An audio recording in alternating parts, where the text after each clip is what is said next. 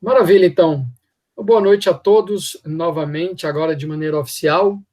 Lembrando que a maioria deu seu aval para que pudéssemos gravar, uma vez que esse material se torna público no nosso canal no YouTube, né? Já havíamos conversado um pouco antes, imagino que estão todos bem, com a graça de Deus, com saúde, e vamos para mais um encontro, né, da nossa disciplina de investimentos. Joia.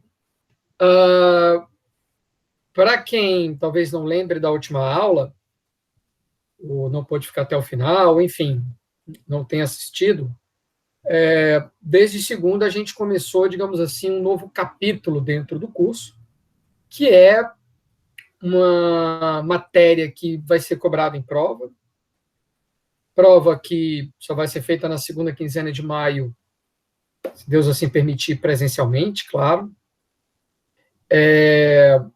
Então a gente já começa a matéria para lá, e para começar de uma maneira devagarzinho, a gente começou vendo estratégia passiva, porque é sim uma excelente opção escolher um bom fundo, escolher um bom índice de mercado, setorial, ou com alguma característica que o defina, que defina aquele índice, escolher esse índice, esse fundo, e permanecer com ele sem ter que monitorar com tanta frequência ou rebalancear, é uma opção muito boa, dependendo do teu perfil, que é o meu caso, que normalmente coloco o dinheiro que tenho e sobra nessas opções passivas.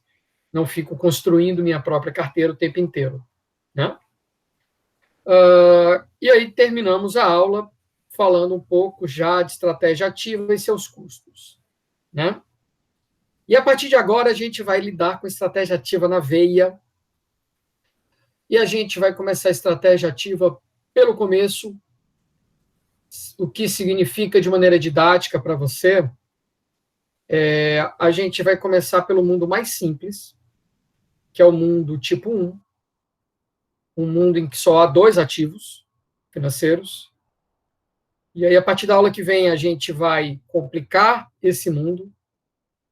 E quando a gente chegar no mundo tipo 3, a gente vai estar com um mundo que é o mais complicado possível para você resolver os problemas usando cálculo, usando caneta, lápis, chegando em respostas numa prova, usando máquina de calcular. Esse é o mundo tipo 3, é o mais complicado possível, que te permite gerar essas soluções algébricas na mão e tal. E esse mundo, ainda assim, pode te gerar aquela impressão de que é um mundo simples.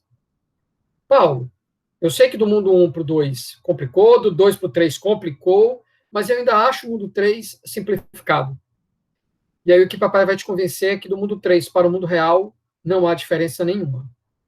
O mundo 3 já é o mundo real.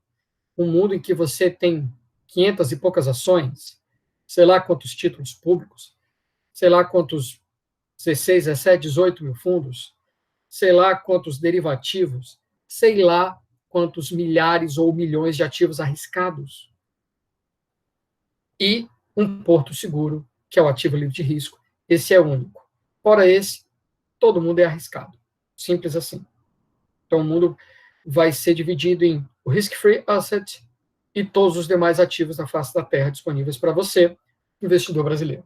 Simples assim, tá? E aí não dá para cobrar isso em prova, mas um mundo que estende o mundo tipo 3, que é o mundo mais complicado para se fazer em prova, esse mundo não pode, esse mundo que estende não pode ser cobrado em prova, porque imagina você descobrir o quanto tu vai colocar em 20 ações, em 30 ações, você ficaria 3 dias fazendo conta no braço e talvez não conseguisse terminar. É aí que entra o software, que pode ser desde um solver, que é um add-in do Excel, a um Lindo, um Lingo, ou qualquer outro solver, outro software gratuito ou não, qualquer que seja a tua plataforma, a linguagem que você vai usar para otimizar. Tá? São otimizações relativamente simples. Muito bem. Então, assim, teremos aí provavelmente esses próximos 5 encontros com essa parte bem braçal. E aí lembro aos colegas, o que é que você precisa na aula de hoje? A gente vai ficar um bom tempo sem usar Excel agora, tá? Quando a gente voltar a usar Excel, se Deus quiser, já estaremos em sala de aula, no laboratório, aí, enfim. Agora é papel, lapiseira, caneta, a máquina de calcular que você vai usar na prova não pode ser celular. Ah, Paulo, eu estou sem máquina aqui, vou usar o celular. Ah, use, tudo bem. Estou dizendo que na prova não vai poder ser celular, nem tablet, nem notebook, nada disso. E aí é muito importante, olha o que eu estou te falando, que você já se acostume com a máquina que você vai usar para a prova, tá? E se ela for uma máquina simples, resolve. Se ela for uma máquina que armazena resultados parciais de operações, melhor ainda. Mas não se preocupe se o teu amigo tem uma HP que a bicha só falta fazer mágica e tu tá usando ali uma maquininha de frentista de posto de gasolina que só tem as 4 operações. Não se preocupe, tá? Porque o tempo da prova vai ser calculado de maneira que uma pessoa com um ritmo lento, que nem eu, usando uma máquina simples, que nem a minha, desde que tenha estudado, claro, essa pessoa vai conseguir fazer a prova no tempo dela. Se um outro colega termina antes, sorte a dele, tá? E aí vou pedir a permissão de vocês para começar a mostrar os slides de hoje, né? Os slides de papai têm uma pequena diferença em relação aos slides de vocês, porque os slides de papai já vêm com gabarito, né? O papai vai conversar uma meia horinha com vocês de teoria e na sequência a gente vai exercitar, tá? Todas as aulas vão ser assim, um pouquinho de teoria e aí você vai para o seu caderno aí, para a tua folhinha, trabalhar, tá? E eu te sugiro muito fortemente, nas aulas passadas você podia ficar ouvindo, se quisesse trabalhar no Excel somente depois com mais calma, tudo bem, tá? Mas essa aula de hoje, mesmo estando gravada, vai ser muito importante você poder estar junto comigo fazendo ao mesmo tempo, tá? E não precisa de Excel, nada. Você pode estar com o seu celularzinho, uma folha, um papel aqui, uma máquina simples, vai resolver, tá? Então, eu vou começar aqui a nossa apresentação.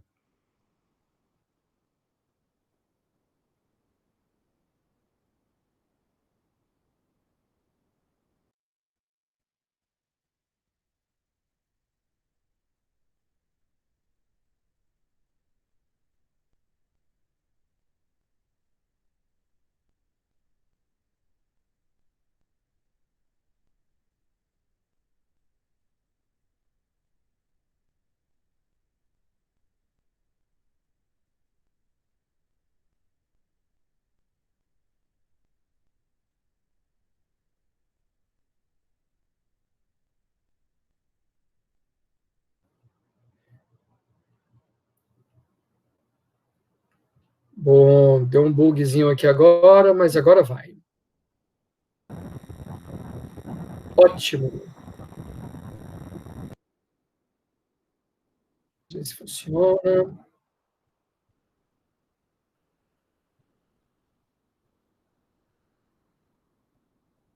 Bom, queridos, todos estão vendo aí nossa apresentação? Quer dizer, agora, nesse momento, acho que não, né? Que deu branco aqui, mas.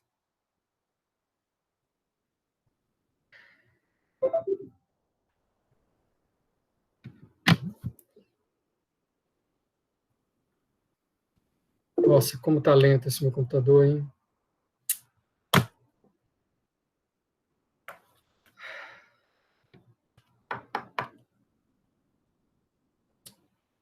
Só um minutinho, gente.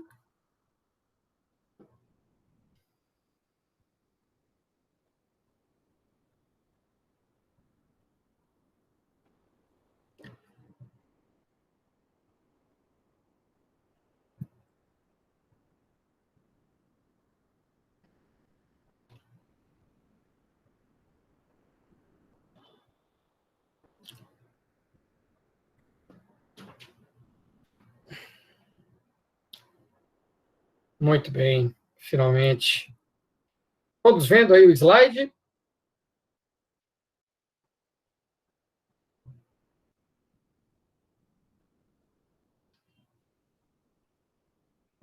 E aí, galera?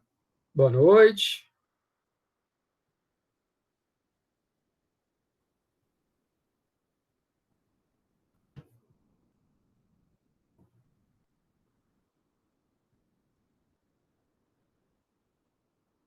Turma,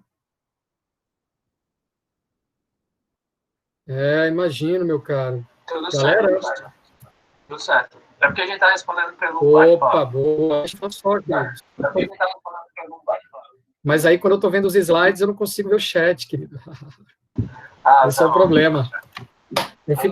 Eu fico vendo as transparências full com vocês, entendeu? Aí eu não consigo ver o que está rolando lá. Desculpa.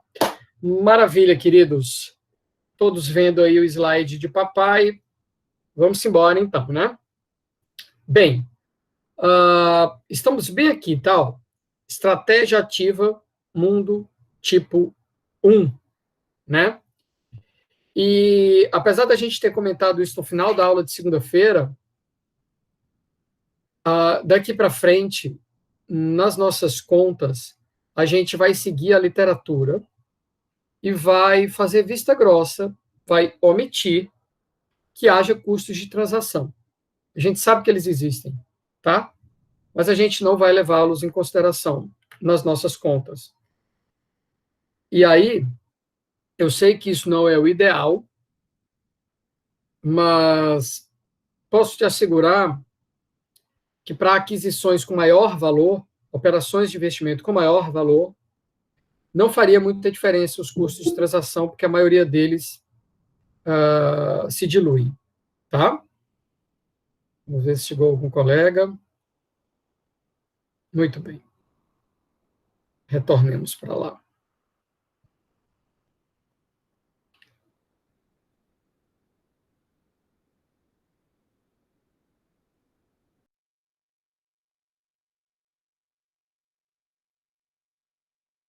Um pouquinho de história, tá? Eu confesso que não li o trabalho de 1738 do Bernoulli, tá? Um matemático francês que deu contribuições vitais até hoje para a área de microeconomia. Microeconomia é a área de economia que visa modelar o comportamento dos agentes econômicos, com maior ênfase nas famílias e nas empresas. Quando esse agente econômico é o governo, é o Estado, mas provavelmente aí já é um assunto de macro. E uma contribuição do Bernoulli é uma função matemática que ele chama de usinho, né, o minúsculo, que deve vir de utility, de utilidade, que é uma forma de tentar modelar a felicidade das famílias, tá? A utilidade que as famílias têm quando compram bens, sejam esses bens duráveis, não duráveis, semiduráveis, ou quando elas adquirem serviços. A gente compra as coisas porque elas nos fazem feliz de alguma forma, né? Porque a gente precisa delas. Tudo bem, Paulo, mas ainda não entendi o que é que isso tem a ver com a nossa aula de hoje. Mas vai já cair a sua ficha. 2 séculos depois, esse paper aqui eu li e ele está resumido, tá? Fiquei de passar para vocês e me esqueci, né? Vou anotar aqui os 10 resumos dos 10 clássicos, tá? Então, tem uma contribuição do von Neumann em Morgenstern. Essa eu não li, desculpa, eu li a de 48, do Friedman e do Savage, né? Mas essa contribuição do von Neumann em Morgenstern, ela é, digamos assim, muito citada até hoje, porque talvez esses dois autores tenham sido uns dos primeiros, tá, a trazer um conceito novo, que é assim, olha, tudo bem, o Bernoulli falou que as famílias vão tomar decisões tentando ser felizes, perfeito, matematicamente perfeito, mas aí ele começa a trazer para a gente essa contribuição de 44, a reflexão que é assim, cara, O problema, Paulo, é que a gente toma decisões hoje pensando nas possibilidades dos cenários ou estados da natureza que vão acontecer amanhã, ou no mês que vem, ano que vem, esse tipo de coisa. Existe um elemento chamado incerteza. Então, muitas das decisões que eu faço hoje, sejam elas o que eu compro no supermercado, o que ativo eu compro, ou se eu deixo de consumir e poupo mais, é pensando nas incertezas de amanhã. E aí é o conceito que vem de utilidade esperada, o que eu espero para minha felicidade amanhã. Entende? Então, suponha que amanhã tenha dois estados da natureza, chuva e sol. E que chuva tem 70% de chance, então eu vou maximizar a minha felicidade se amanhã fizer chuva, e vou multiplicar isso por 70%, mas vou levar em consideração, ponderado por 30%, a minha felicidade caso faça sol. E assim eu tomo decisões hoje, não é? E aí isso tem tudo a ver com finanças, porque se não houver incerteza, para que você está levando dinheiro de hoje para amanhã para estados da natureza amanhã? Porque toda vida que a gente aplica, você aplica por duas razões. Porque você quer levar dinheiro de hoje para o futuro, e havendo incerteza no futuro, e é óbvio que ela existe, você quer levar dinheiro de hoje para amanhã para a maioria dos estados da natureza. Entende? Quando você compra um seguro, a intuição é essa. Você quer, não é levar dinheiro de hoje para amanhã, você quer manter o teu patrimônio amanhã, qualquer que seja o estado da natureza.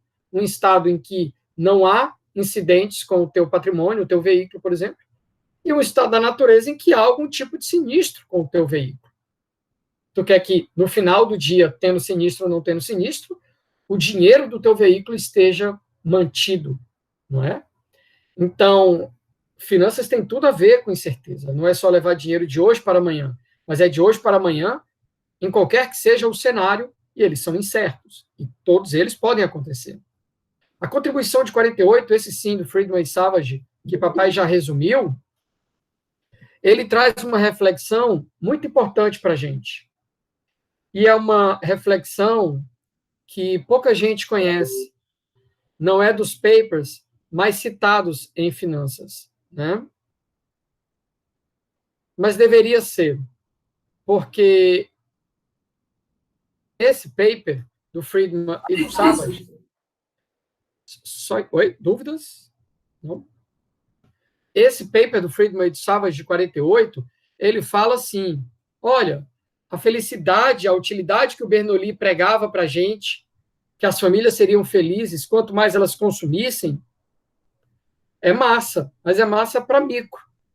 A gente precisa entender que as pessoas são felizes também com outros argumentos dentro da função utilidade.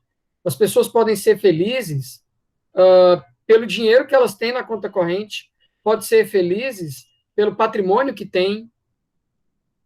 Então, ele abriu um pouco o horizonte, e isso foi muito importante para, essa sim, a contribuição que está entre as top 5 mais citadas em finanças de todo o mundo. É uma contribuição de 1952, do Harry Markowitz, Portfolio Selection, é um The Journal of Finance, o melhor jornal de finanças do mundo, no seu 7º volume ainda. Ciência financeira estava engatinhando. Olha aqui a quantidade de páginas, e aí eu quero que alguém fale isso para que fique registrado aqui. Quantas páginas tem, querido? Se começa na 77, termina na 91. Tem que ser via áudio, hein? Não é pegadinha, queridos. Ninguém quer ajudar papai? 12 páginas. Uns 14, Opa! 15. 14, 15. Boa! Para que vocês depois não digam que eu estou mentindo. Quem mentiram foi vocês. Cara, esse paper, ele cria a moderna teoria de finanças.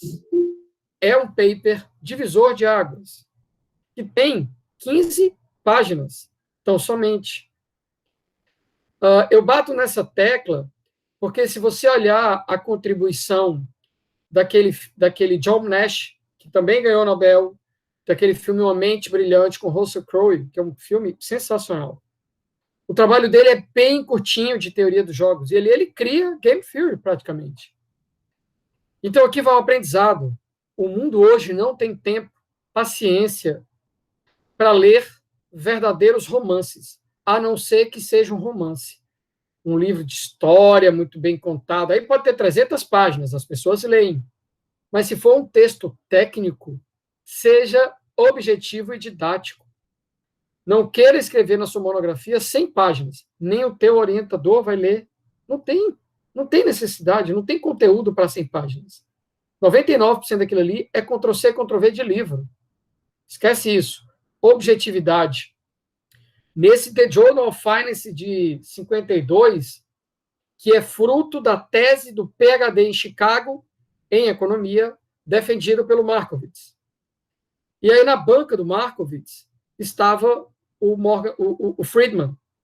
E o Friedman é um monetarista linha duríssima, muito ortodoxo. E dizem, né, no livro do... Ai, senhor, que livro foi esse que eu li? Vou ficar devendo, hein?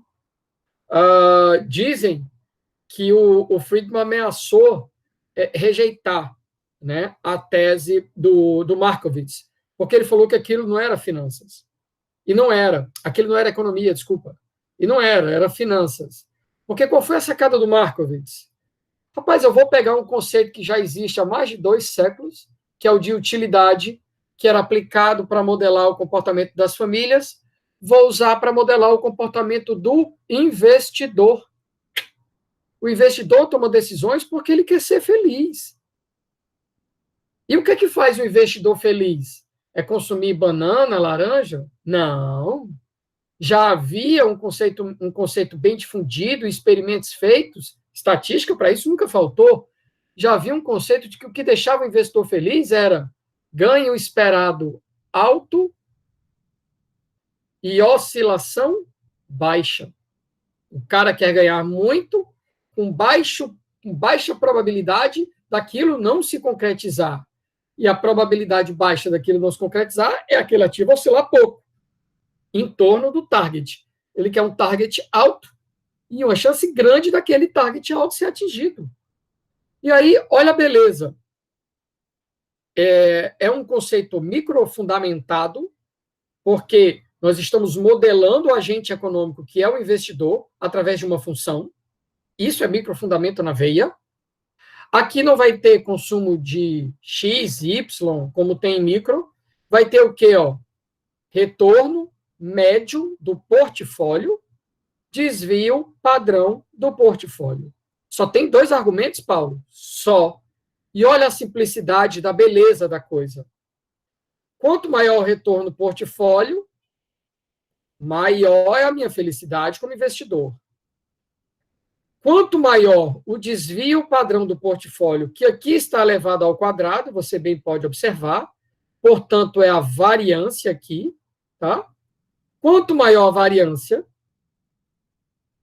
uma vez que este A é um número natural positivo, quanto maior a variância, maior vai ser A vezes a variância, maior vai ser isso tudo, como há um negativo aqui, vai deixar o cara mais triste, menos feliz.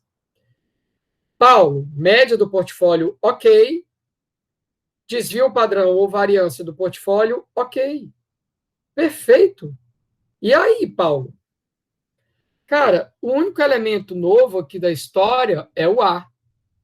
É o coeficiente de aversão relativa ao risco de Arrow-Pratt, né? Arrow, um grande matemático com contribuições brilhantes para finanças, tá? E o Pratt eu conheço pouco, confesso, tá? Mas qual é o grande ponto desse A? Bom, esse A, tá? A gente sugere que ele assuma valores 0, 1, 2, 3, até 4, tá? Existe uma ampla discussão sobre este A, sobre o coeficiente de aversão relativa ao risco. Esse é um dos santos graais, por assim dizer, de asset pricing, de apreciamento de ativos. É você conseguir propor um modelo que explica o preço dos ativos e cuja UA, que é a aversão ao risco, tenha valores razoavelmente pequenos. Então, tem gente que diz que esse A pode ir até 10, e alguns um pouco mais criteriosos que dizem que essa aversão ao risco deva ir de 0 a 5, tá? Com base em vários resultados de experimentos em laboratório e com base também nas implicações que esse A tem em política monetária, tá? Aqui a gente vai assumir que ele assume os valores 0, 1, 2, 3 ou 4. É uma simplificação muito comum em investimentos. Perceba que se esse A for 0, isso tudo aqui fica 0. E, basicamente, o cara vai ser feliz simplesmente quanto maior for a média do portfólio. Esse cara que tem A igual a 0, ele é neutro ao risco. Ele é indiferente ao risco. O risco aqui é o desvio padrão, que está entrando na utilidade dele, é elevado ao quadrado e multiplicado pelo A. Se o A é 0, o risco não tem importância para ele. Tá? Aqui não há um comportamento de risk lovers, amantes ao risco. São pessoas que têm patologias. A gente não estuda esse tipo de patologia. A gente estuda investidores normais. O máximo que a gente permite é que você seja neutro ao risco, tá? Indiferente ao risco. No mais, os outros cidadãos normais são avessos ao risco. E quanto maior este A, mais avesso você é ao risco, porque mais tu está punindo tua felicidade à medida que a variância aumenta, tá certo? Então, é um cara ousado, um cara que tem o A igual a 1.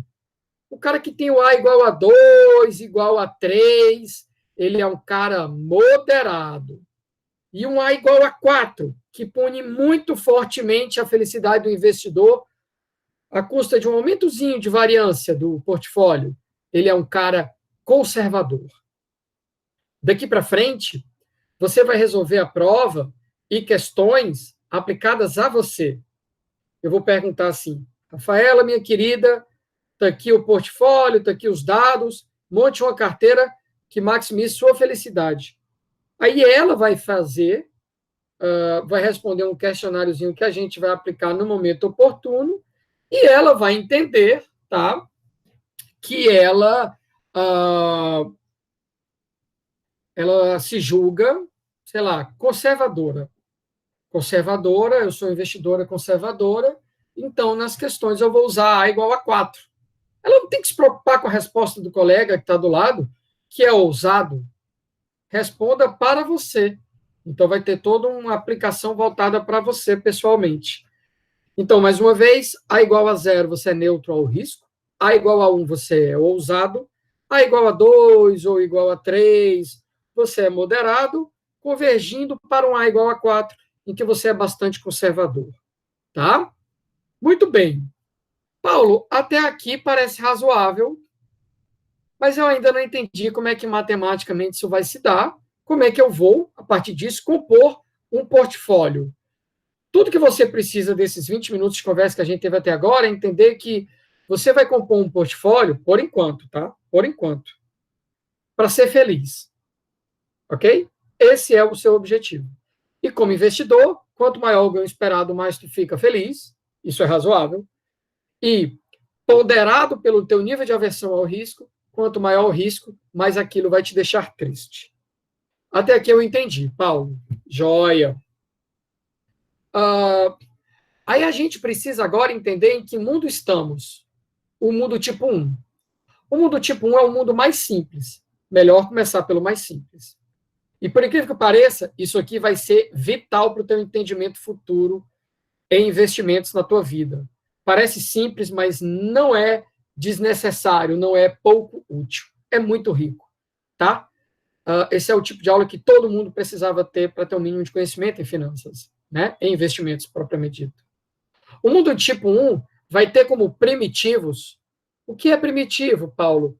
Em economia, primitivo é aquilo que é exógeno. É aquilo que Deus te dá e tu não pode mexer. Tá? Ele é exógeno. independe das tuas escolhas. Ele não é endógeno, algo que você escolhe. Ele é um primitivo. Você é jogado no mundo e aquilo é dado para você, goste ou não goste. Então, o mundo é tal que só tem 2 ativos financeiros. O que a gente chama de ativo livre de risco, que pode ser no Brasil poupança ou Selic, e um ativo arriscado, que por enquanto a gente vai assumir que é um índice de mercado. Paulo, poderia ser uma ação? Poderia ser qualquer ativo no mundo. Qualquer. Não sendo poupança, porque estamos usando como proxy de ativo livre de risco, tudo mais é arriscado. Qualquer coisa poderia ser esse ativo arriscado. Mas o mais comum é que a gente faça, como exemplo, o índice de mercado. Muito bem. Paulo, por que esse ativo livre de risco é poupança ou Selic? 2 minutinhos dessa discussão.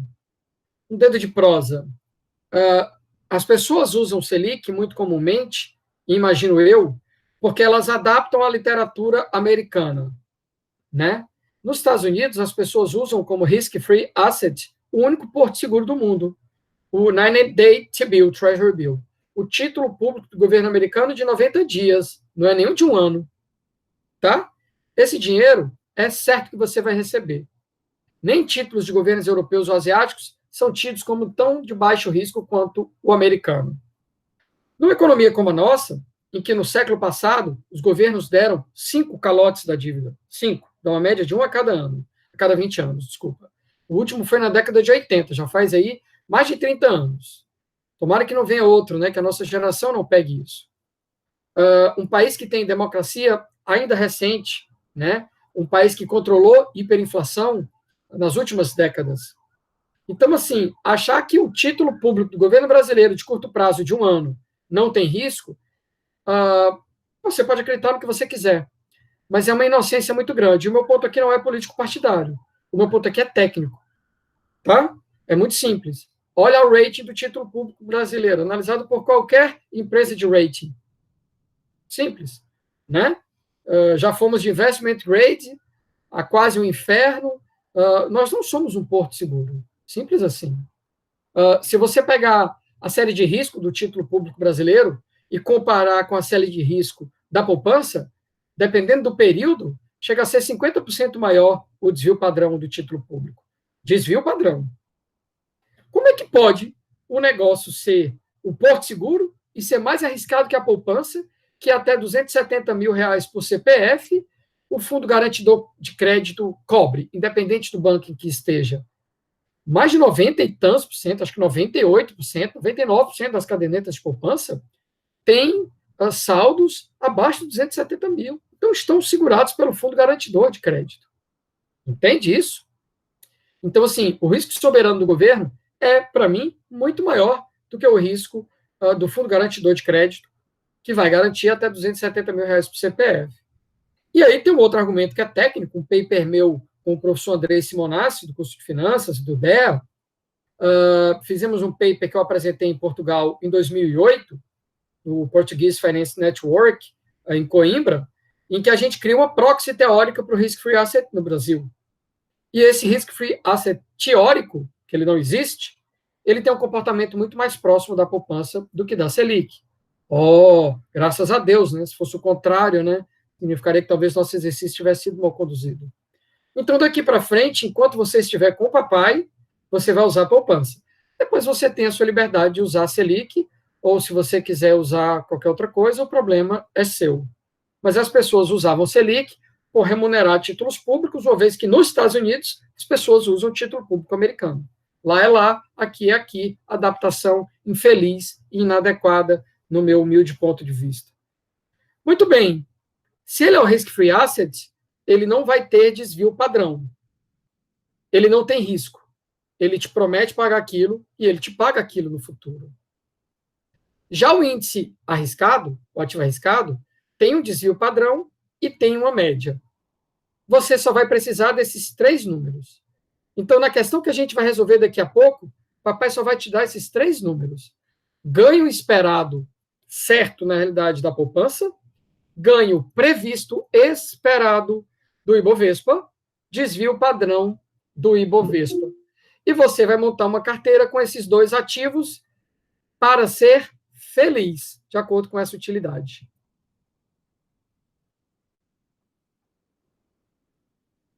Ok?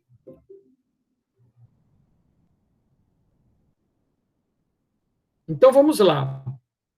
5 minutinhos de conta e a gente vai cair na resolução de exercício. Tá? Vamos lá. Paulo, eu estou olhando aqui para essa utilidade e ela tem dois argumentos. A média do portfólio e o desvio padrão do portfólio. O portfólio ele é composto um pouquinho de índice de mercado, um pouquinho de poupança. Então, eu percebo que a média do portfólio é uma função das médias dos dois ativos aqui, dos ganhos esperados dos dois ativos. E o desvio padrão do portfólio deve ser uma função do desvio padrão dos dois ativos, como só um deles tem desvio padrão, então deve ser o desvio padrão de mercado, deve ser uma função desse sigma M aqui. É isso? É isso. Ah, tá. Mas eu ainda não entendi, Paulo, por que que eu vou montar uma carteira diferente do meu colega? Se tu está dando os mesmos dois ativos para nós, por que que eu vou botar 70% num, 30% no outro, e o meu amigo vai botar 50%? É aqui onde vai entrar o conceito de composição de portfólio, tá? Um portfólio, ele é um vetor, somente isso. Um vetor de pesos, cuja soma, dado que não é aqui um zero cost portfólio, é um portfólio normal, um vetor de pesos cuja soma dá 100%. Um dos pesos pode ser negativo, problema nenhum. Vetor de números reais cuja soma dá 1, ou seja, 100%. Just that, só isso. Tudo bem, Paulo. Então, vamos lá. Por que que você está brincando só com alfa M? Com o peso, alfa, peso, joia. Por que só o peso no ativo M, que é o ativo de mercado? Bom, papai, porque vejamos, alfa M mais o alfa F é que eu vou botar no risk free. Alfa M, o peso que eu vou botar no índice de mercado. Se a soma deles dá 100%, basta eu trabalhar com um deles para otimizar. Vai ficar mais fácil. É um argumento só para otimizar. Sim, papai já está dando spoiler. O alfa M é o argumento que vamos usar para maximizar essa função objetivo, que é a tua felicidade como investidor, à la Markowitz. Então, vamos lá. Paulo, o meu portfólio é tal que eu coloco alfa M no ativo de mercado, que é o ativo arriscado, e eu vou colocar alfa F, também conhecido como 1 menos alfa M, esse 1 de 100%, tá? 1 menos alfa M no risk-free assets. É isso, Paulo? É isso, filho. Exatamente isso. Esquece, tá, para mim aqui nessa equação, que estamos falando de médias aqui. Pode esquecer, tá? Então, aqui, o retorno do portfólio, a qualquer dia, suponha que tivesse um Tzinho aqui. O retorno do portfólio a qualquer dia vai ser dado pelo alfa M vezes o retorno naquele dia do mercado, mais o alfa F, ou 1 menos alfa M, vezes o retorno da poupança naquele dia. Quando você passa o operador esperança, que é o operador média, aqui passa a ser o retorno médio do portfólio, esse alfa M sai do operador esperança, operador esperança da soma é a soma dos operadores esperança, então eu posso ficar com o operador esperança bem aqui, ó. Esse alfa sai do operador esperança, ele é uma constante. Isso aqui também é uma constante, e o RF sequer precisa de operador esperança, porque ele não é uma variável aleatória, o retorno da poupança. Ele é fixo, ele é dado, ele já é conhecido. Então, ele é uma constante, tá? Por isso que ele não tem R barra, nem precisaria, tá? Paulo, então entendi. A minha variável aleatória é o retorno do portfólio em T, que é alfa M, vezes o retorno do mercado em T, mais o peso da poupança, vezes o retorno da poupança em T, que, como é fixo, é o retorno da poupança. Quando eu passo o operador média, eu tenho que a média é o alfa-M vezes a média de mercado, 1 menos alfa-M ou alfa-M, ou alfa-F, desculpa, vezes o retorno risk-free. Paulo, e o desvio padrão? Olha, você quer o desvio padrão da tua carteira de mercado RP. Joia. Ela é, tá, a combinação linear de duas variáveis. O retorno de mercado, que é uma variável aleatória, que oscila, por isso que ele tem desvio padrão aqui. Ok, Paulo. E é uma combinação dele com uma constante, Paulo. Não é uma combinação com outra variável aleatória. Então, o desvio padrão de uma variável aleatória somado mais 2, mais 3 ou mais 1.000 é a mesma coisa que o desvio padrão daquela variável aleatória. Então, tudo isso aqui não vai fazer a menor diferença para o desvio padrão. Isso aqui é constante. Não vai fazer diferença. E o desvio padrão de x, se você quiser o desvio padrão de 2x, esse 2 sai do desvio padrão. Então, o desvio padrão de 2x é 2 vezes o desvio padrão de x. Tá bom? Então, assim, o desvio padrão do teu portfólio, pela fórmula como ele é construído, e dado que o risk-free não é uma variável aleatória, não oscila, vai ser simplesmente alfa-M vezes o desvio do portfólio de mercado. Está aqui a formulazinha. Sigma de portfólio, o peso que eu vou escolher, cada um de vocês vai escolher o próprio peso, vezes o desvio padrão de mercado. Então, eu posso pegar isso aqui agora, papai Paulo, e jogar dentro daqui. Claro que pode, filho. Então, qual é o meu objetivo, Paulo? Maximizar a minha felicidade de investidor à la Markowitz. Vou pegar o RP aqui, vou substituir por essa fórmula, porque nessa fórmula, Paulo, eu tenho tudo que eu preciso para ser feliz, eu tenho a média de mercado que tu vai me dar, eu tenho o risk-free que tu vai me dar, e o alfa-M eu vou escolher, e vou substituir a fórmula da variância, que é a fórmula do desvio padrão, elevada aqui ao quadrado. Alfa-M que eu vou escolher, sigma-M que tu vai me dar, que Deus vai me dar, porque é um primitivo da economia. Então, eu vou maximizar minha felicidade, tendo como escolha o alfa-M. O alfa-M é o quanto eu vou botar no Ibovespa. 1 menos alfa-M, que é o alfa-F, é o quanto eu vou botar na poupança. Eis a sua escolha como investidor. É só isso. Só que no mundo real, você tem milhares de ativos e tu escolhe o quanto tu coloca em cada um deles. Na maioria, você vai colocar 0, porque você não pode comprar tudo. Tá? Mas é isso. Montar carteira é isso. Então, aqui, ó, olha a função. Maximizar essa função. Eita, Paulo, agora eu fiquei confuso. Por quê, querido? Aqui, ó, essa fórmula aqui, alfa-M, R barra M, mais 1 menos alfa-M vezes RF, é o R barra P. É a média do meu portfólio. Está aqui, ó. Papai já tinha te explicado. Menos, acompanhei, menos 1 meio vezes A maiúsculo, 1 meio vezes A maiúsculo, vezes o desvio padrão do teu portfólio, tá aqui ele, ó, elevado ao quadrado. Só isso, papai? Só isso, filho. Rapaz, e aí o que é que eu tenho que fazer? Bom, eu imagino que todo mundo aqui já passou por cálculo 1. Em cálculo 1, a gente aprende a otimizar, maximizar ou minimizar. E aí, se não for uma solução de canto, dado que aqui estamos com um problema incondicional, não há restrições, porque a restrição que tinha, ela vale com igualdade, que é o quê? Alfa-M mais alfa-F igual a 1, igual a 100%. Essa restrição que vale com igualdade, eu já inseri no problema, só preciso me preocupar com alfa-M. Eu não tenho restrições com desigualdade, eu não preciso analisar as condições de Cantucker. O que papai precisa fazer? Ou a solução é uma solução interna, deriva I igual a 0, ou é uma solução de canto.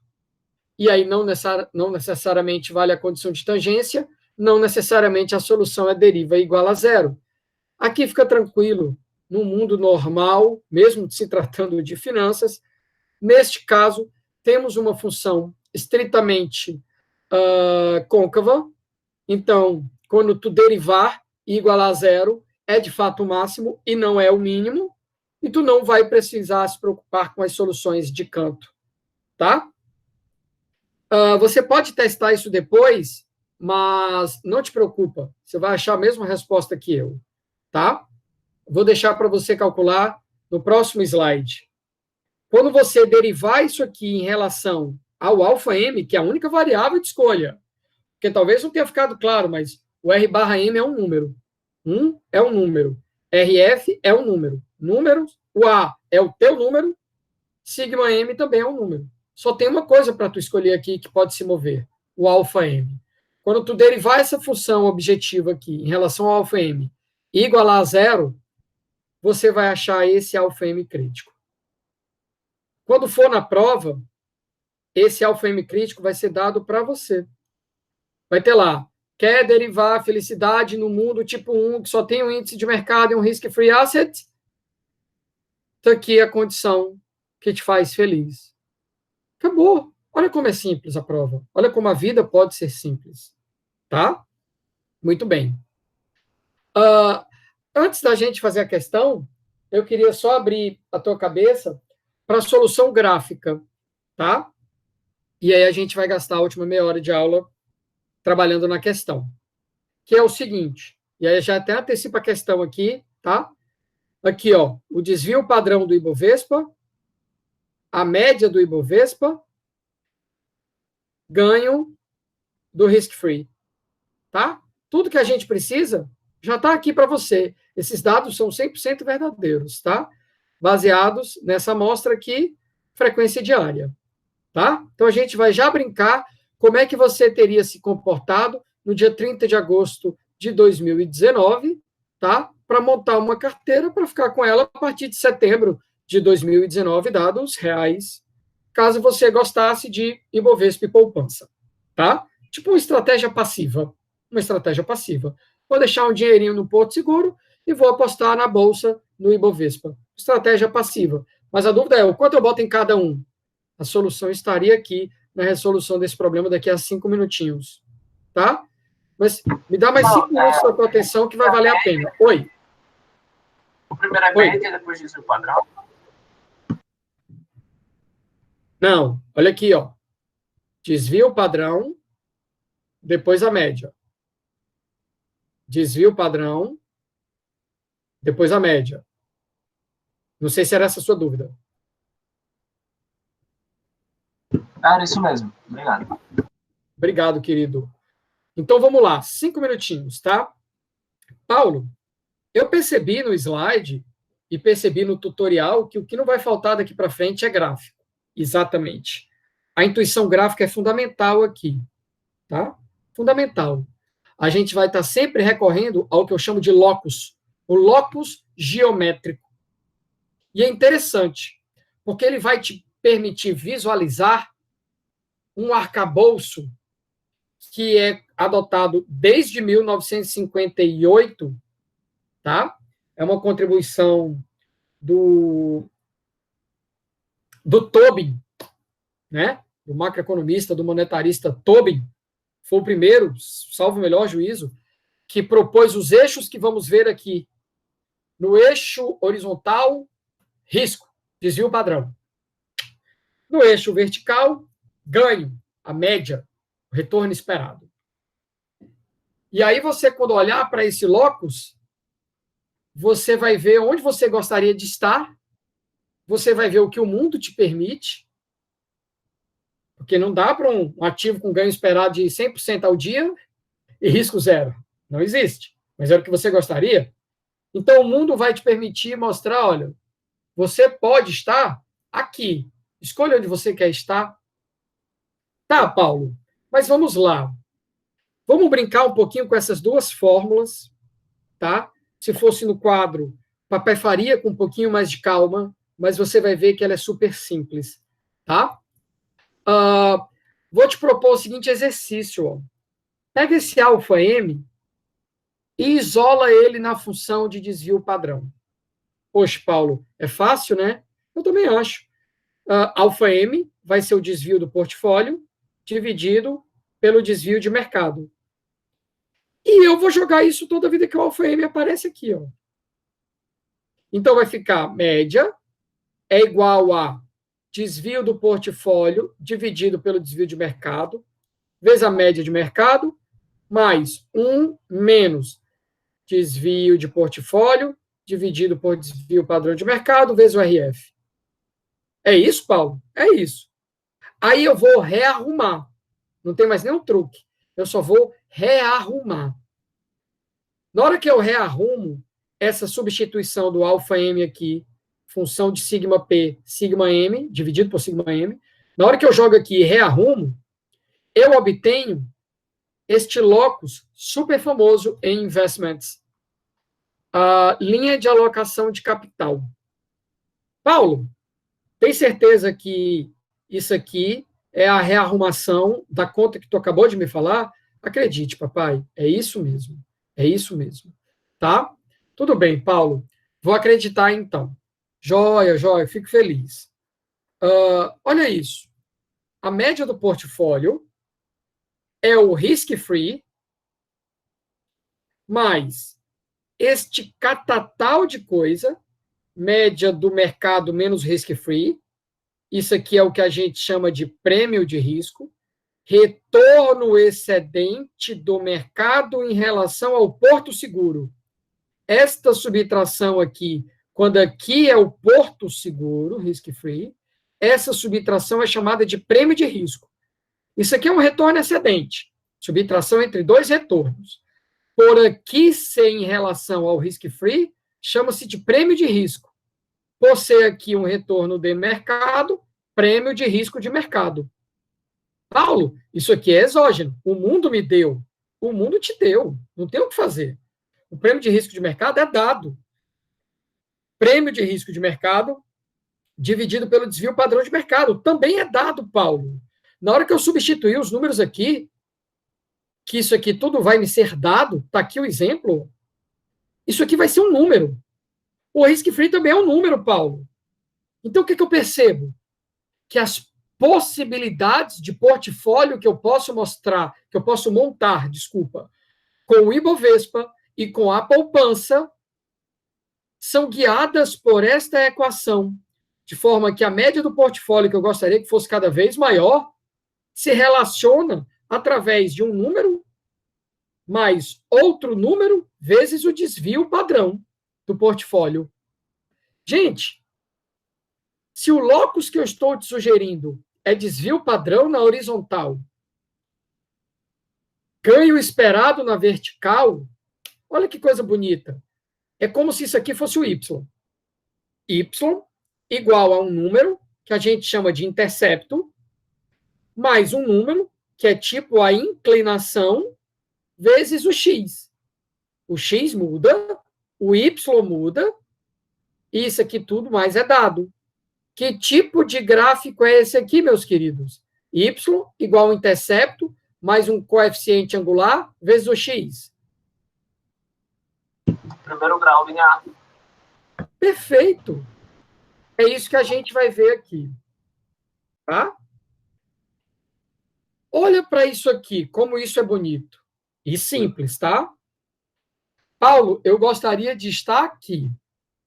Ter o máximo de ganho esperado possível, se possível subindo cada vez mais até sair do slide, e está no risco nível 0. Paulo, eu não gostaria de estar aqui. Perda, ou risco nulo, ou ganho nulo, né? E abaixo dessa linha perda, com risco cada vez maior. Eu não queria estar aqui, não. Querido, aqui é o inferno, aqui em cima na esquerda é o céu. E a vida real é que tu nem consegue estar no céu, mas também não vou te permitir estar no inferno agora. Aí a vida te propicia isso aqui. Paulo, que diabo é isso, macho? É uma linha. Tá, isso eu percebi. É a linha de alocação de capital. É o quê? É. Essa linha é aquela equação? Exatamente. Porque percebe o seguinte, aquela é uma linha, aquilo é um locus de todos os portfólios que tu pode montar com Ibovespa e poupança. Por enquanto, São os únicos dois ativos que o mundo te deu. Olha, se ele é uma linha e permite lá estarem representados, uma vez que no eixo horizontal é risco e no eixo vertical é ganho esperado. Então, essa linha representa todos os possíveis portfólios que eu posso montar com Ibovespa e poupança. 2 portfólios são especiais e precisam estar nessa linha. Um portfólio em que eu boto alfa M igual a 100%. 100% Ibovespa. É um portfólio? Claro que é, pô. E 0% poupança. Cadê esse portfólio? Está aqui. Vem aqui. Ah, tá. E o outro portfólio? 100% poupança, 0% Ibovespa. Está aqui. Então, essa linha de alocação de capital precisa passar pela poupança, que, claro, tem que estar aqui no eixo vertical, porque ela tem risco zero, e precisa passar pelo Ibovespa, que normalmente tem um ganho esperado maior que a poupança, então está acima, e, claro, está à direita, porque ele tem risco, tá? Isso aqui é um gráfico simbólico, tá? Simbólico. Por que simbólico, Paulo? Porque em períodos em que a crise esteja braba e o Ibovespa esteja com ganhos abaixo da poupança, positivos, mas pequenininhos, ou perdas esperadas, a média do Ibovespa está dando perda, isso é comum nas crises, claro. O que é que você vai perceber? Que o Ibovespa vai estar à direita, mas vai estar abaixo. Então, a linha de alocação de capital, ó, vai estar negativamente inclinada, tá? Paulo, será? Será. Olha aqui a inclinação. O desvio padrão, meu filho, do mercado é sempre positivo. A inclinação, o sinal dela vai ser dado pelo prêmio de risco de mercado. Em períodos em que a bolsa esteja dando esperadamente menos do que a poupança, isso aqui vai ser negativo, a inclinação ou o coeficiente angular vai ser negativo. Tá? E olha o intercepto, como a gente já tinha visto, é o risk-free. O risk-free.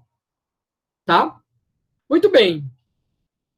Olha, para essa linha aqui, eu já vou te possibilitar o exercício.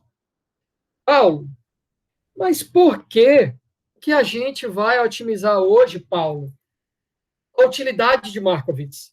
Só porque é um paper famoso da década de 50, revolucionário, eu diria? Não. Você pode otimizar o que você quiser. E aí, papai vai te dar essas opções aqui. Vamos começar pelo risco. Você pode otimizar risco, sugiro eu, minimizar risco, né? Se você for normal, assim como eu sou. Você pode querer maximizar ganho esperado. E você pode até pensar em maximizar alguma métrica de performance, como o índice de Sharpe. São as otimizações clássicas mais comuns. Maximizar ganho esperado de maneira incondicional ou condicionado a um patamar de risco. Rapaz, eu quero o maior ganho esperado desde que o risco seja no máximo tanto. É um problema lindo, a gente vai lidar com ele no futuro. Eu quero minimizar risco ou incondicionalmente, ou eu quero minimizar risco, porém, eu quero que o meu ganho esperado seja pelo menos tanto. Você bota uma restrição. Então, você pode maximizar ganho esperado de maneira incondicional ou restrita. Você pode minimizar risco de maneira incondicional ou restrita, maximizar performance ou maximizar felicidade de investidor, à la Markowitz. Queridos, liguem o áudio de vocês, quem quiser. Por que a gente não vai brincar de minimizar risco? A gente precisa derivar igual a zero? Qual é a solução, querido, se tu quiser, neste mundo, minimizar risco? Qual é o alfa M? O quanto eu vou botar no Ibovespa e o quanto eu vou botar na poupança para minimizar risco? Não tem pegadinha, não.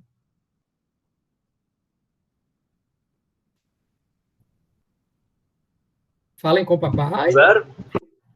Zero onde? Bota 100% na poupança. Zero fora e 100% Fale. Fale, ó. Bota 0 fora e 100% na poupança. 0 no Ibovespa, 100% na poupança. Gente, olha o locus.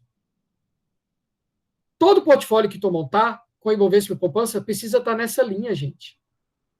Não precisa fazer conta. Para minimizar risco, o alfa F, 100%, poupança. O alfa M, 0%, Ibovespa. Se fosse para maximizar ganho esperado, quanto é que seria o alfa M? Quanto é que seria o alfa F? Para maximizar ganho esperado. O alfa M é 1 e o outro 0. Aí você estaria bem aqui. Mas por que a gente não pode ter números negativos nesse vetor de pesos? Claro que pode.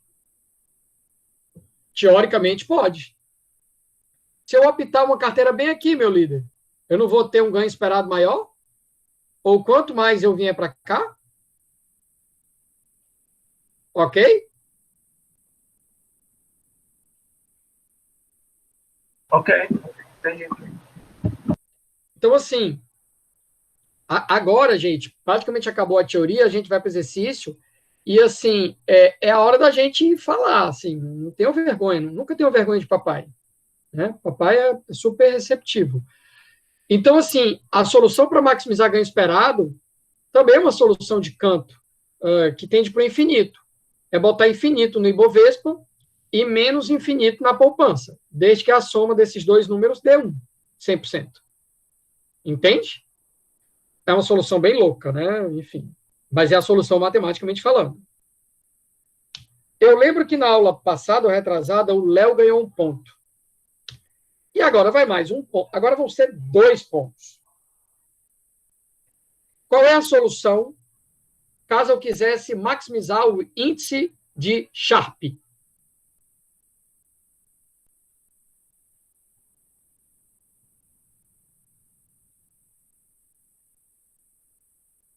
Só está valendo o áudio, tá? Eu não estou vendo o chat, desculpa.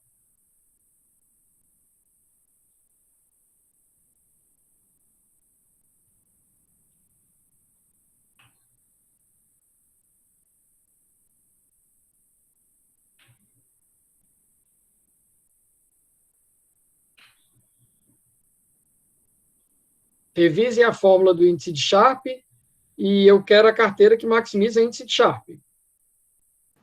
Tem que escolher um ativo que tem um retorno maior, um pouco maior do que o da poupança, de preferência maior do que o do Ibovespa, e um baixo Não, mas não risco. tem outro ativo. Não. O mundo é esse, Aí amigo. só entra a poupança e... Só tem Ibovespa e poupança.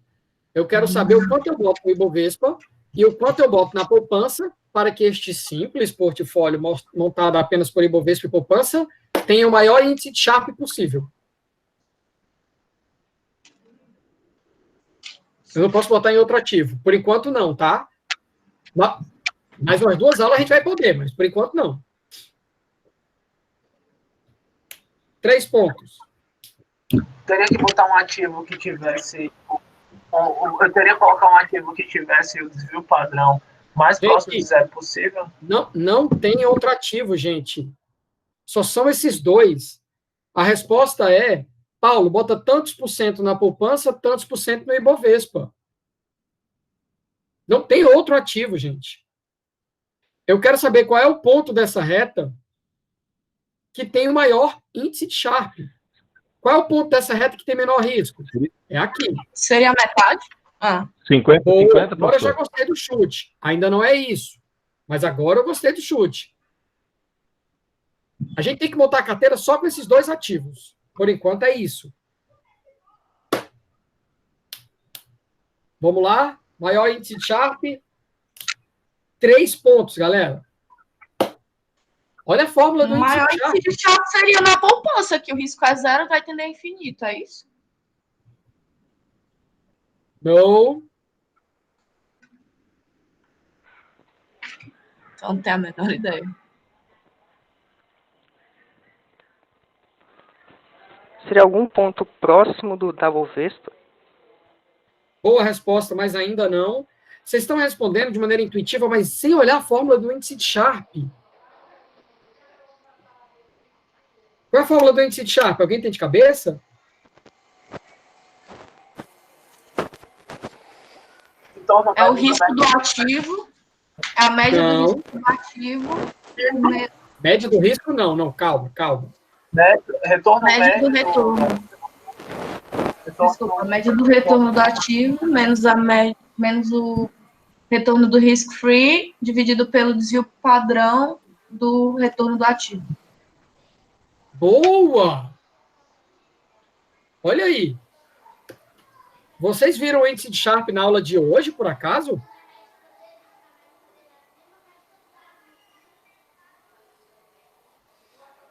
Vemos. Ele é o coeficiente angular da reta, né? Boa! Tô gostando dessa dobradinha aí, essa minha amiga com esse meu amigo. O que mais? Finalizem aí para papai dividir o ponto para vocês dois aí. Então, onde tiver o coeficiente angular máximo, eu teria E o que Sharpe ponto máximo. dessa reta tem coeficiente angular máximo, amigo?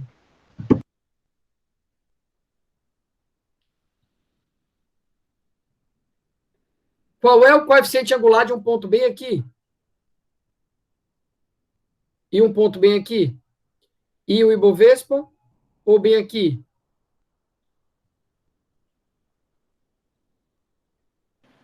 Inclinação, ok? A inclinação de um ponto bem aqui, de uma carteira bem aqui, ou bem aqui. É o mesmo. Ah! É o mesmo. Você que falou agora é o mesmo. Era o mesmo que tinha dito que o índice de Sharpe é a inclinação? Não. Não, né? Acho que foi o líder aí. Acho que foi o líder que falou que era a inclinação. Sim, sou eu. Pronto, então eu vou dividir o ponto. Por esse colega falou que é o mesmo. O líder que viu o índice de Sharpe igual à inclinação e a minha amiga que deu várias colaborações até a gente chegar até aqui. Tá? Queridos, todos os pontos nessa reta têm a mesma inclinação. Todos os portfólios que você pode montar com Ibovespa e poupança têm o mesmo índice de Sharpe, que é o índice de Sharpe do Ibovespa. Então, aqui, ó, isso aqui é o índice de Sharpe do Ibovespa. Um portfólio que só pode ser composto por Ibovespa e poupança, necessariamente vai ter o índice de Sharpe de mercado.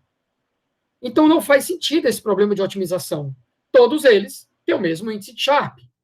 Então, não faz sentido maximizar ganho esperado, porque eu vou botar mais infinito no Ibovespa. Não faz sentido eu minimizar risco, porque é zero no Ibovespa, 100% na poupança. Não faz sentido eu maximizar índice de Sharpe, só tem um problema clássico que nos interessa. Utilidade de Markowitz. Fazer essa continha que a gente vai fazer agora. E aí, só para te ajudar, por que esse gráfico é importante? Sabe o que são isso aqui? Curvas de indiferença.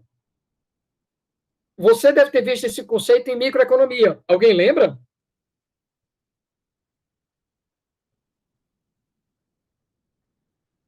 As curvas de indiferença do consumidor tangenciando a restrição orçamentária. Alguém lembra disso? Sim. Maravilha. Aqui é isso. Esse investidor aqui, que tem essas curvas de preferência em azul, é o investidor com perfil mais ousado. Ele tem um A de aversão ao risco menor. E as curvas têm essa característica. E ele, investidor ousado, vai tentar a sua curva mais alta, tocando na linha de alocação de capital. Por quê? Ele seria mais feliz numa curva bem aqui assim. Mas não dá para ser feliz nesse nível porque não tem ativo para isso. O portfólio que ele vai montar tem que estar na linha branca. E a curva de indiferença azul mais alta que ele consegue atingir é essa condição de tangência, que a gente vai achar quando a gente calcular aquele alfa. Paulo, e essas curvas amarelo tracejadas, isso aqui são as curvas de indiferença de um investidor mais conservador, que tenha um A mais alto, mais perto de 4, por exemplo. Paulo, que magia negra é essa, macho? Como é que eu chego nessa curva de indiferença? Aqui, ó. Tá aqui tua função utilidade. Se você fizer o recurso de diferencial total, tá? E recorrer ao expediente de derivadas parciais, você vai perceber duas coisas da curva de indiferença. Primeiro, ela tem inclinação sempre positiva. Olha aqui, ó. Aqui a inclinação dela é 0 e vai ficando positiva. E ela é estritamente convexa. Então, inclinação positiva, estritamente convexa. A inclinação vai crescendo. E quanto maior o teu A, quanto mais averso tu for, mais esse crescimento, maior é essa convexidade. Por isso que as curvas em amarelo é de um investidor mais arriscado e ele cresce mais rápido. Basta que você use o recurso de diferencial total e derivadas parciais. Tá? Então, um cara mais ousado vai escolher um alfa M por aqui, tipo metade do caminho. Um cara mais conservador, cujas curvas de indiferença são mais fortes e sobem mais rápido, ele vai tangenciar essa linha bem aqui assim. Ele vai botar um peso maior na poupança, menor no Ibovespa, vamos deixar de conversa. Ixi, já mostrei, foi o meu gabarito. Papai não pode mostrar o gabarito. Deixa eu mostrar, então, aqui o slide de vocês.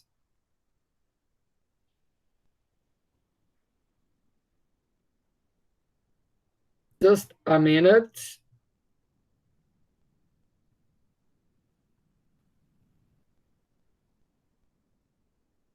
Pronto. Agora sim, slide de vocês. O que é que vocês vão fazer nos 15 minutinhos que temos? Primeiro, fazer um gráfico. Um gráfico do tipo da LAC. Desvio padrão na horizontal, ganho esperado na vertical. Vou plotar a poupança, que tem desvio 0, e vou plotar o Ibovespa. Olha aqui os dados. A poupança tem esse ganho. O Ibovespa tem esse ganho aqui, 0,11. E tem esse desvio padrão, 1,30. Tá bom? Não se preocupem muito com a escala de um eixo comparado com o outro. O desvio padrão tem que ser 0, 0,5, 1, 1,5, porque tem que caber o Ibovespa, que tem 1,3 de desvio. E o eixo vertical não precisa ir até 1%. O eixo vertical pode começar ali no 0 e basta ir até 0,20%, por exemplo. Tá? Não precisa se preocupar um eixo ser proporcional ao outro, assim, ter a mesma escala. Não precisa se preocupar. Bote os dois pontinhos e risque. A reta que une os dois pontos é a linha de alocação de capital. Lá estão todos os portfólios que você poderia ter montado na noite de 30 de agosto de 2019, compondo com poupança e Ibovespa, por enquanto, apenas. Olhe para essa linha, veja onde você gostaria de ser feliz e use a fórmula do alfa M que papai já te deu. Cadê, Paulo, essa fórmula? Está aqui, ó. Média do Ibovespa menos média da poupança dividido pelo teu A. Se você for avessa ao risco bem conservador, use o A igual a 4. Se você for moderado para conservador, use o A igual a 3. Se você for um pouco menos moderado, A igual a 2. Se você for ousado, A igual a 1. E aqui a variância. Tá? O desvio padrão do Ibovespa ao quadrado. Dica de papai. Não pode usar os números na forma percentual como eles estão aqui. É o quê, Paulo? Não pode, tá? Não pode. Paulo, mas aí vai complicar, porque, por exemplo, em vez de colocar 0,11504, se eu for para a forma centesimal desse número, vai ser 0,0011504. Jesus!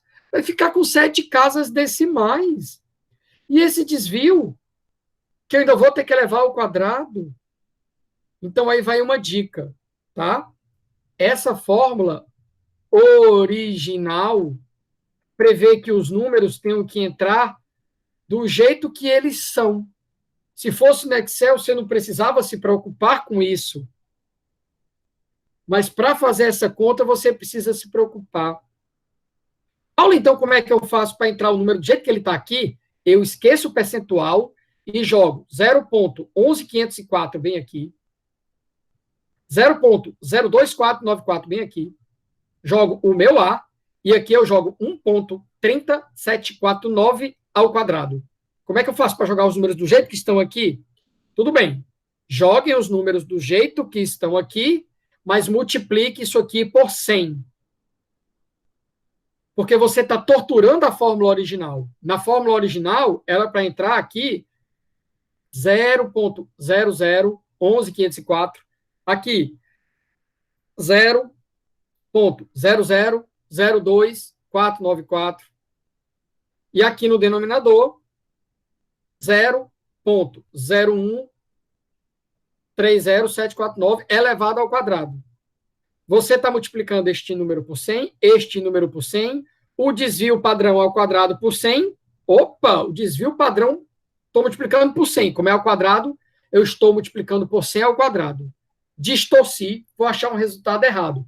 Para achar o resultado correto, a única forma é ou você coloca os números na forma centesimal, e aí eles vão ficar pequenos, com muitas casas decimais, ou coloque do jeito que eles estão aqui, esqueça que eles são percentuais, mas multiplique isso aqui por 100. Neste caso, vai dar certo. E faça o locus para ver se bate com a resposta de papai. Papai vai dar 5 minutinhos. É uma divisão, gente, uma subtração e um gráfico linear. Tenho certeza que dá tempo. Repete, é para entregar o que? O gráfico e o resultado do alfa? E o teu resultado do alfa para ti, para o teu perfil de investidor. Se o teu A é igual a 1, 2, 3, 4, enfim.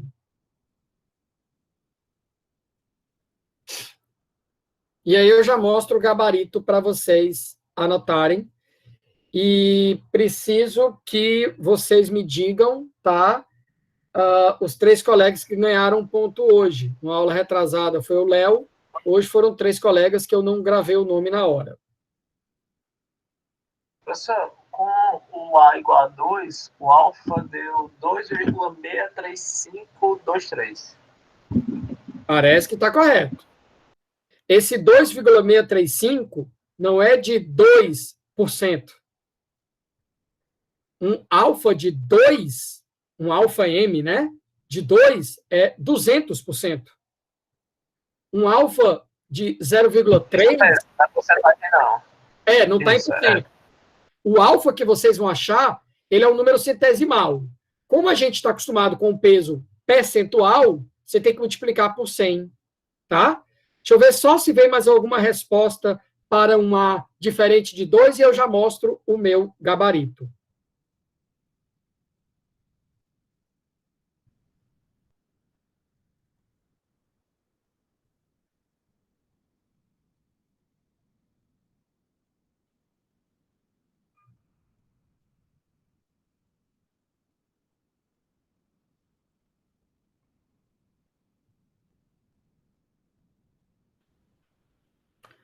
Alguma resposta para A igual a 1, ou 3, ou 4?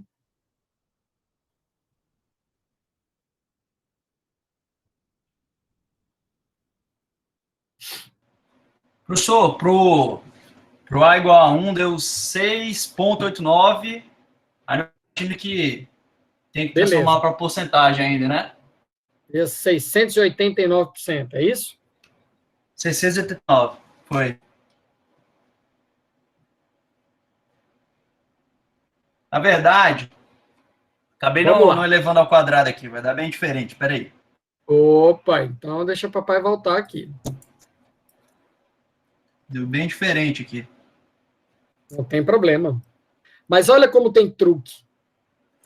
Olha como tem pequenos detalhes. Entende? Assim, é óbvio que numa prova, se você faz tudo direitinho e esqueceu que nesta fórmula não pode botar os valores percentuais, que para botar você precisa multiplicar por 100, e que depois tu vai achar ainda assim um número centesimal. Toda vida que você fizer qualquer conta, você vai achar como output um alfa, um vetor de pesos. Esse vetor de pesos é sempre um número centesimal. Vai que você comete um lapso desse, cara, você vai perder um centésimozinho da questão, entende? Eu não vou te prejudicar por isso. Mas, se fosse na vida real, estaria errado. Tu ia dizer para o teu chefe que tu vai botar 2% no Ibovespa, quando na realidade é 200% no Ibovespa. Pequeno erro, né? 527, vai para 527, o A1. Agora está mais condizente. Queridos, baixou consideravelmente. Oba! Papai plotou um gráfico aqui, tá? Desvio padrão vai de 0 até 7%. Por que até 7%, papai Paulo?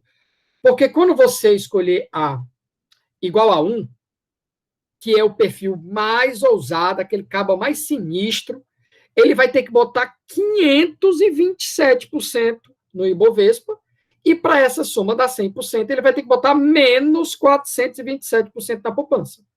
Ele vai ficar super vendido em poupança, super vendido e alavancado em Ibovespa. Teoricamente é possível, na prática também não. Eu posso pegar dinheiro emprestado com meu sogro e prometer para ele pagar a poupança e botar o dinheiro dele todinho que ele me der e mais um meu, botar no Ibovespa. Poder eu posso. Quando você faz isso, esses alfas, e substitui naquela fórmula do RP barra retorno médio do portfólio, e substitui na fórmula do desvio padrão do portfólio, olha o que é que tu vai achar. Que um retorno esperado é da ordem de 0,5 e o desvio padrão da ordem de 6,89. Bem aqui em cima do gráfico. Então, a curva de indiferença desse investidor, cara, é sinistra. Essa curva vem bem aqui assim, tangencia aqui, oh God. Vem aqui, ó, tangencia aqui e vai embora.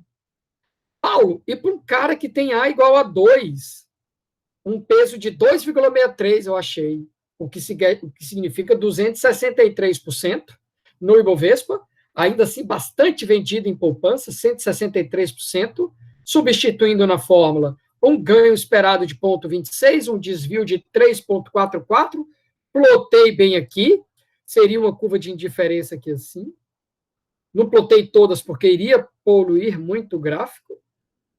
Um A igual a 3, eu acho que 175% na poupança, ainda assim mais de 100% na poupança, estou alavancado porque estou vendido em 75% em poupança, 175% em Bovespa, uma média, um ganho esperado de 0,18, um desvio de 2,30. Este é esse ponto bem aqui assim. Tá? Muito bem, Paulo. Mas ainda não é a curva de indiferença que eu estou vendo. A curva de indiferença que eu estou vendo, verdinho aqui, ó, tracejado, ela está tocando a minha LAC bem aqui assim. Um pouco à direita e acima do Ibovespa. O Ibovespa está aqui, ó. Um desvio padrão de 1,3, ganhozinho esperado de quase 0,12, né? O Ibovespa está aqui, poupança está aqui, a reta que os une está aqui. E que cesta é essa, Paulo? Que está tangenciando aqui. Rapaz, essa é uma cesta que tem um desvio padrão aqui de 1,7, mais ou menos, e um ganho aqui de 0,13, eu acho, 0,14. Ela é a cesta, esse é o portfólio quando você maximiza a utilidade Markowitz para um padrão bastante conservador, A igual a 4. Vou botar 131% no Ibovespa, vou ficar um pouco vendido em poupança, menos 31%, vou ganhar 0,14 esperado, vou correr um risco de 1,7. Essa lá que é o resumo meio que da vida no seguinte sentido. Para se ganhar mais e ir lá para cima, normalmente a gente tem que ir para a direita, o que significa correr um risco a mais. E as pessoas gostariam de vir para cá, né? Maior ganho e menor risco. A gente vai ver que isso é possível, mas é difícil. A gente vai ter que estudar um pouco mais nas próximas aulas para sair desse dilema maior ganho, maior risco, para tentar ganhar mais, diminuindo o risco. Sim, isso é possível. E aquele trabalho de base de escolher bem as 20 ações com base no ranking que papai sugeriu para você é vital para isso. Porque não adianta achar um peso bom se os produtos que tu está misturando não são bons. Comprar uma cesta que maximiza o que for. Se as duas ações que estiver lá dentro são porcaria, o resultado é porcaria também. Tá? Então, aqui, um gráfico que sumariza a nossa aula de hoje. O locus, o único problema que faz sentido, minimizar risco, 100% poupança, maximizar ganho esperado, infinito no Ibovespa e menos infinito na poupança, com soma de 100%. Índice de Sharpe, todos os portfólios nessa reta têm a mesma inclinação, portanto, o mesmo índice de Sharpe, não faz sentido.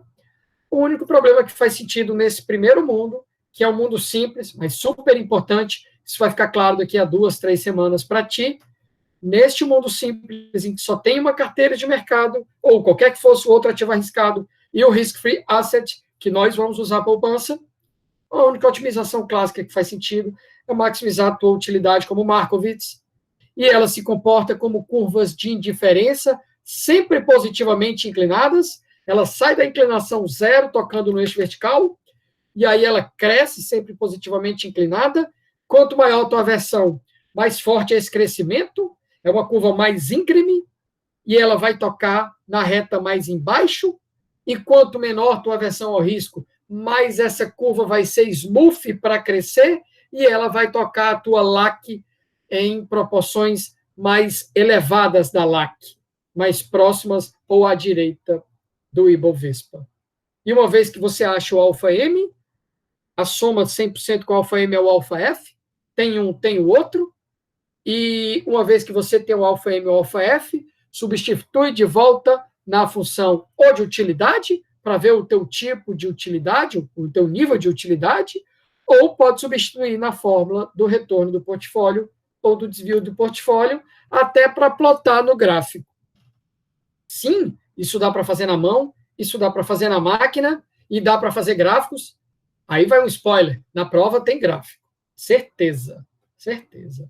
E na prova vai ter conta desse tipo. E um spoiler não tão legal. As próximas contas são mais complicadas. Não é 1 menos o outro dividido por A vezes sigma 2. Porque o mundo vai ficando mais complicado. Porque sair do mundo simples para o mundo real vai exigir um pouquinho mais de complexidade. Mas isso aí é só segunda-feira.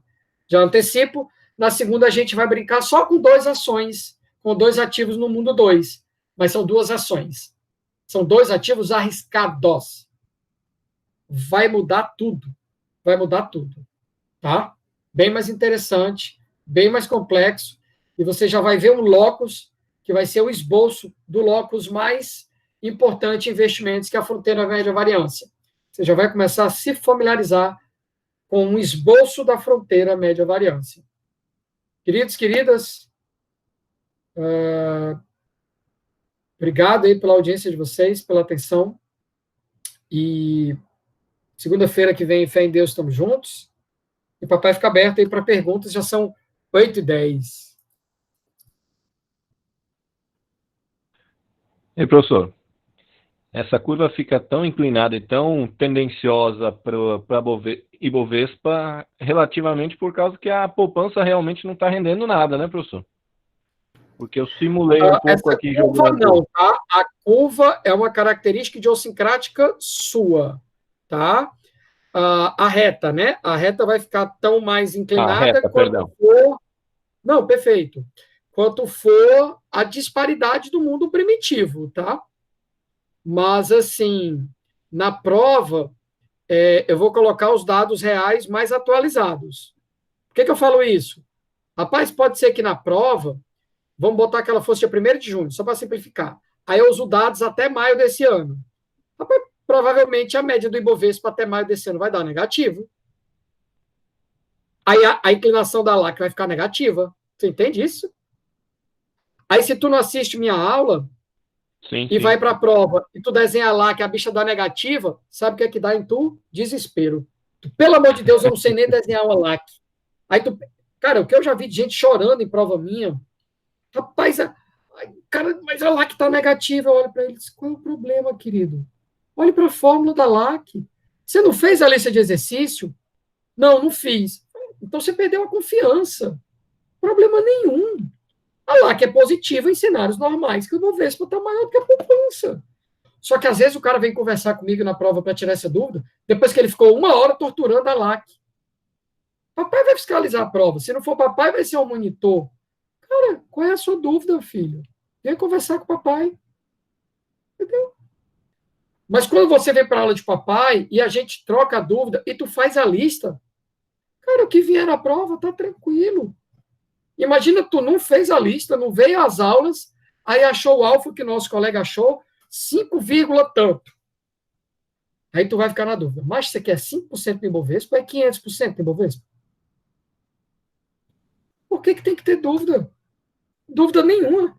LAC super inclinada, porque aqueles dados que vão até agosto de 2019 são verdadeiros. O Ibovespa estava dando show de bola na poupança e sem o desvio padrão de mercado tão mais alto. Qual é o problema do cara querer botar 500% na poupança? Problema nenhum. Então, essa maturidade, essa confiança, é um pouco você fazendo a listinha, um pouco com o papai, tirando dúvidas, conversando e fazendo questões. A gente vai fazer várias. Eu vou segurando as questões para a gente fazer no quadro juntos, acho que em maio, não sei, enfim. Então, eu vou correndo um pouquinho com a teoria, vai ter sempre uma questão para a gente exercitar, e quando a gente voltar para as aulas presenciais, revisão e muita questão. Você vai preparado para a prova. Né? Maravilha. Eu vou pedindo aqui a permissão para parar de gravar. Primeiro, deixa eu interromper essa apresentação aqui. Pronto. Parei a apresentação. E vou interromper.